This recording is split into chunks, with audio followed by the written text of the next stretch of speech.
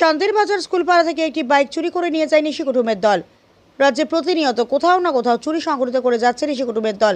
রাজ্যের সাথে তাল মিলিয়ে শান্তির বাজারে প্রতিনিয়ত চুরি সংঘটিত করে যাচ্ছে নিশি কুটুমের দল।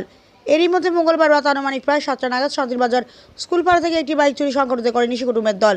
এই চুরিকাণ্ডে নিশি কুটুমের দলটি R01AT6667 নাম্বারের একটি পালসার বাইক চুরি করে নিয়ে যায়। বাইকের মালিক রাহুল দাস জানায় ওনার কর্মস্থল থেকে এসে বাইকটি রাস্তার পাশে দাঁড় করিয়ে রেখে নিজের ঘরে যায় বাজারে যাওয়ার জন্য। ঘর থেকে তৈরি হয়ে বাইরে এসে দেখতে পায় যে রাস্তার পাশে তার কারণে ওনার TR01AT6667 নাম্বারের পালসার বাইকটি নেই। অনেক খোঁজাখুঁজি করার পর বাইকটি না পেয়ে বাইকের মালিক রাহুল দাস বিষয়টি শান্তির বাজার থানায় জানায় এবং শান্তির বাজার থানায় একটি মামলা নথিভুক্ত করা হয়। থানাতে কি লেগে গেছিলেন? কালকে 6:30 নাগাদ 6:40 নাগাদ আমার একটা বাইক আমার বাড়ির সামনের দিকে রেন্টে থাকি, এখান থেকে চুরি হয়ে গেছে। কোন জায়গায়?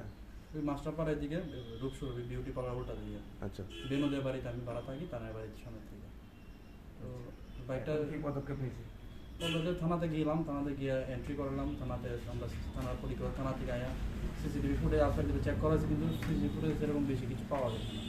বাইকের ডিটেলসটা এখন অব্দি কোনো কিছুই আপডেট পাওয়া গেছে না। পুলিশ কি জানিয়েছে? পুলিশ জানাইছে যে তারা ইনভেস্টিগেট করতে হবে, তারা পাঠাইছে সব কিছু সব জায়গাতে এরকম করলো আর কি। সিসিটিভিতেও চেক করা হলো, কিন্তু সেরকম বিশেষ কিছু লিড পাওয়া গেছে না আর কি।